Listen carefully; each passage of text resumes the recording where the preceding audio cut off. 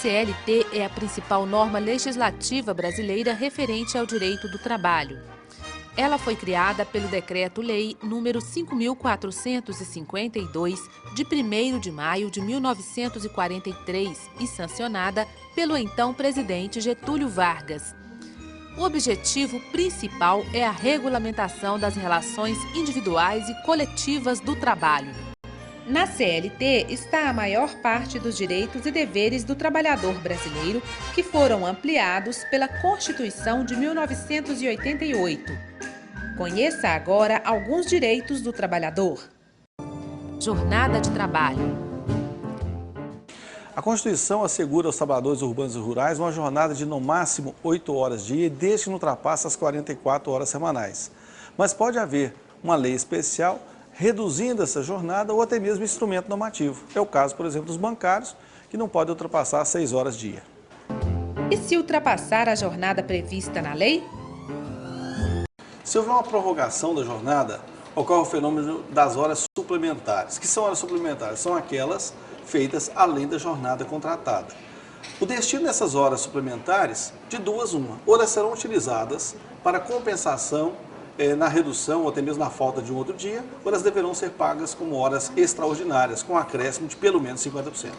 Quantas horas extras ele pode fazer por dia? O artigo 59 da CLT estabelece que não poderão ser exigidas mais do que 2 horas suplementares do trabalhador urbano e que vale também para o rural. Agora, cabe esclarecer que para ser possível exigir do trabalhador horas suplementares, tem que haver uma previsão no contrato individual do trabalho. E isso deve ser feito de forma escrita entre empregador e empregado. O tempo que o trabalhador gasta de casa para o trabalho pode ser cobrado? Via de regra, não. Via de regra, o tempo que o trabalhador gasta de casa para o trabalho e vice-versa não será computado na sua jornada de trabalho. Mas se porventura a empresa estiver em local de difícil acesso, não se vir do transporte público e fornecer o meio de transporte, nesse caso ocorre o fenômeno das horas initine. E as horas initine elas serão computadas na jornada do trabalho como se fossem horas trabalhadas ou tempo à disposição do empregador. A lei assegura quanto tempo de descanso ao trabalhador? A Constituição assegura que o trabalhador faz jus a um dia de descanso preferencialmente aos domingos. Veja, preferencialmente, não obrigatoriamente. Isso quer dizer que a empresa pode conceder tanto o domingo como qualquer outro dia ao longo da semana. Recentemente, a jurisprudência passou a entender que esse dia de descanso ele não pode ser após uma semana de trabalho integral, mais do que 7 dias. Tem que ser dentro da própria semana e não na semana seguinte. Com relação aos feriados, o tratamento é muito parecido.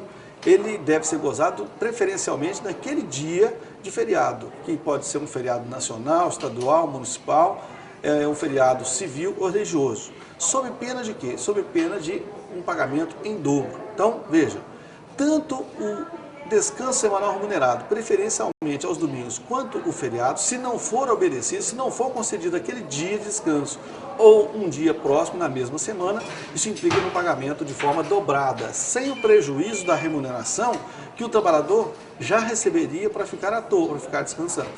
O trabalhador tem direito a fazer intervalos durante as jornadas de trabalho? O trabalho de forma contínua ele é extremamente estressante. Pensando nisso, o legislador criou o seguinte parâmetro. Para jornadas de até 4 horas, não há direito a qualquer intervalo. Entre 4 e 6 horas, um intervalo de 15 minutos. Passou de 6 horas, é no mínimo 1, no máximo 2 horas. É o que a gente chama de intervalo intrajornada. A ausência da concessão desse intervalo intrajornada de forma correta implica no pagamento deste intervalo como se fosse horas extras, portanto com um acréscimo de pelo menos 50%. Além dos intervalos intrajornada, o trabalhador também faz jus aos intervalos interjornada, entre 2 jornadas, ou seja, ele sai da empresa na segunda-feira, volta na terça, é o intervalo interjornada. Esse intervalo não pode ser inferior a 11 horas. Se porventura for inferior a 11 horas, o tempo que ficar faltando também deverá ser pago como sendo horas extras. E após um ano de trabalho, ele fará jus então à concessão das férias, que deverão ser marcadas por ato do empregador nos 12 meses subsequentes, no chamado período concessivo. Essas são algumas previsões legais de intervalo para os trabalhadores, de forma possibilitar ao trabalhador o quê? Uma recomposição das suas forças físicas, psíquicas, do seu restabelecimento familiar, dos laços familiares, e tem também a finalidade econômica. Por exemplo, o trabalhador, quando sai de férias, ele, na verdade, estará colocando o seu posto de trabalho à disposição de um outro colega. Portanto, haverá uma diminuição no nível de desemprego. E, ao retornar, certamente ele produzirá muito mais e melhor, pois ele estará com a sua vida social, biológica, em dia, né? Seus laços familiares estarão restabelecidos. E quem trabalha à noite? O trabalhador noturno, ele goza de dois benefícios. Primeiro benefício, ele usufrui da chamada hora ficta noturna de 52 minutos e meio. Ou seja, a cada 52 minutos e meio isso equivale a 1 hora.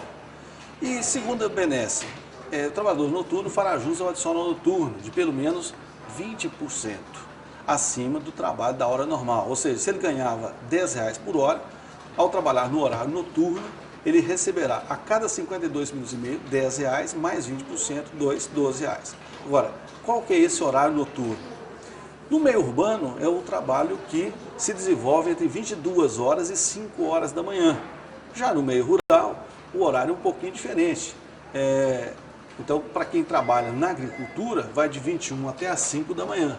E quem trabalha na pecuária vai de 20 até as 4 horas da manhã.